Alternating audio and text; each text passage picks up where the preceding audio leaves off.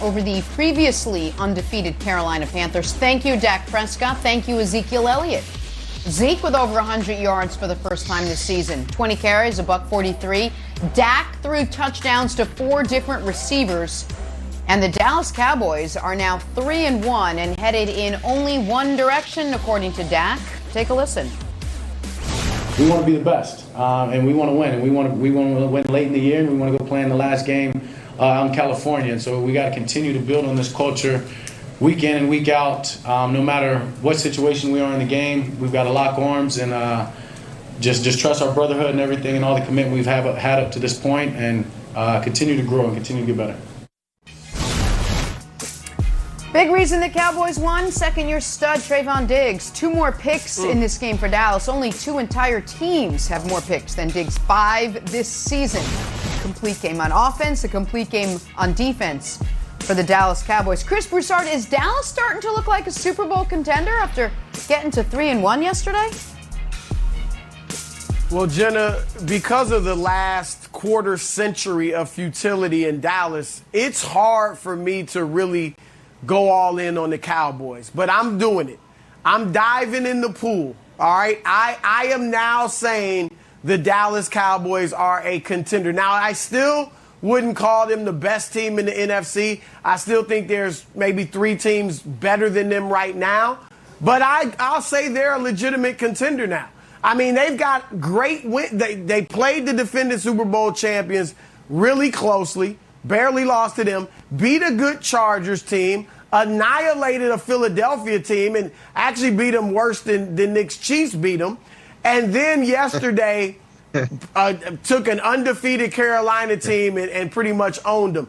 The offense is balanced. I firmly believe this, Coach, that the criticism of Ezekiel Elliott and the threat that everybody was putting out there of Tony Pollard being better than him has totally changed things for Zeke. And he is now motivated and running like he's a rookie trying to get a big contract in a few years. So the run game is great. They haven't even had to unleash Dak the last few weeks. When they need to, we know what they can do there. And then defensively, they're very good against the run.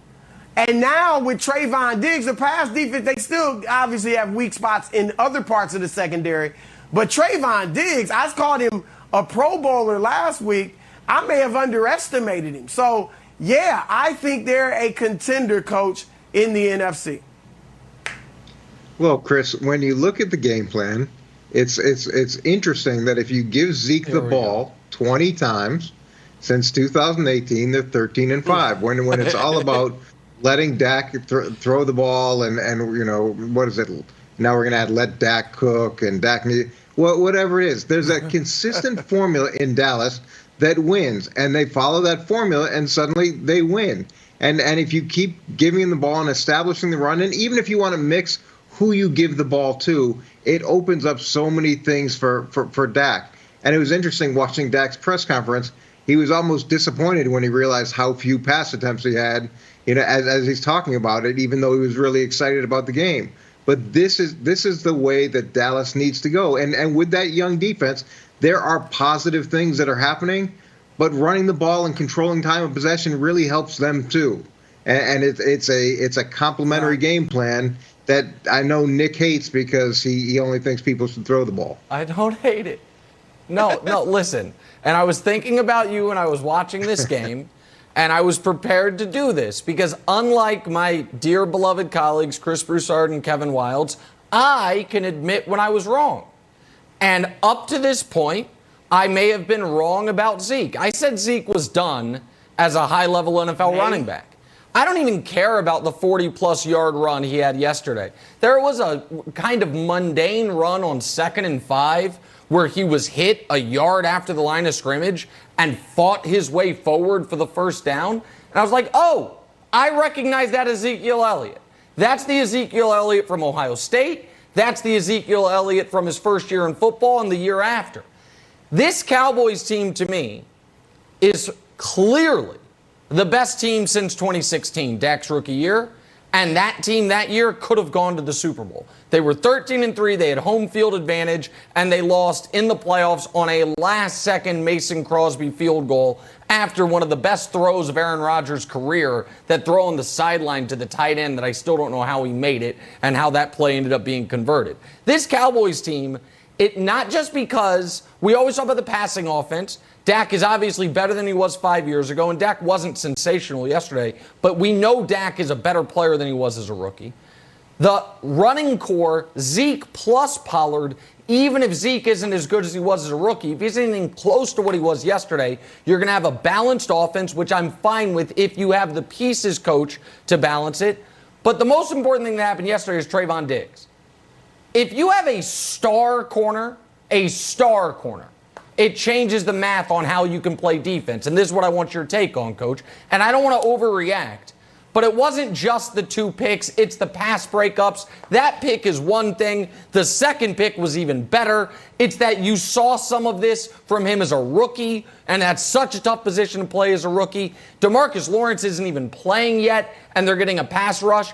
Coach, if you have a great corner, I feel like it tilts the math as far as personnel in your favor so much defensively. And if Trayvon Diggs is a great corner, and he looks like a great corner, he's 6'2", he's big, he's strong, he seemingly does a little bit of everything. I think all of a sudden the Cowboys can go from, okay, can the defense be average, to can the defense be above average, to almost good. And if it's that, plus what we know the offense can do, this is unquestionably a contending team in the NFC. Well, having a great corner is a fantastic tool because of what you can do with the rest of the defense. If you can either match him up on the other team's best player or put him on one side of the field and push the coverage, push the safeties to the other side of the field, that does give you a lot of flexibility defensively.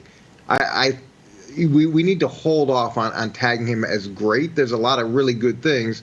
Some of this comes down to Sam Darnold and questions going into the game as to how well he could perform without McCaffrey against the 30th ranked pass offense. Sure. And he did provide some opportunities. So as we look at the performance in the passing game and with him in particular, there's a little bit of an asterisk because we're also trying to figure out whether or not Sam Darnold is the Jets version of Sam Darnold or Sam Darnold is the new and improved version of Sam Darnold.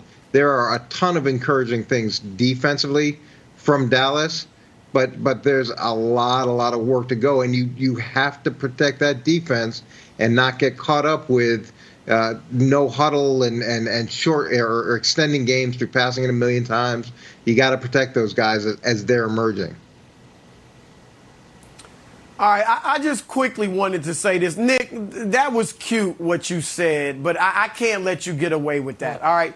You softened your past criticism of Ezekiel Elliott way too much for us to just let that go, all right? I said he and Pollard were thunder and lightning. And you said, oh, thunder and lightning. More like a distant, quiet rumble in the wilderness, some way far off land. Line. That's what you call Zeke. You said he was washed. You didn't say he may not be what he used to be. So I can't let you sit up here in front of America on a Monday morning and just get away with that. Washed I just seems can't let you get strong. away with that. It doesn't sound like something I would say. Listen, but Zeke, here's what I'm not going to do just quickly. I could pull into the Chris Broussard patented book of tricks, which is when a player that I said is done plays well, say, well, you know why he did it? I motivated him. He's heard the criticism, and he was like, oh, I'm going to do it. I don't believe. We'll see. I'd like to see him do it more. But there were some powerful runs yesterday that reminded me of a young Zeke. And when you have that, plus Dak, plus the receiving core, and the defense, which looks really good all of a sudden, Jenna, this is the best Cowboys team since 2016, and that year they were 13-3. All right, well, this Cowboys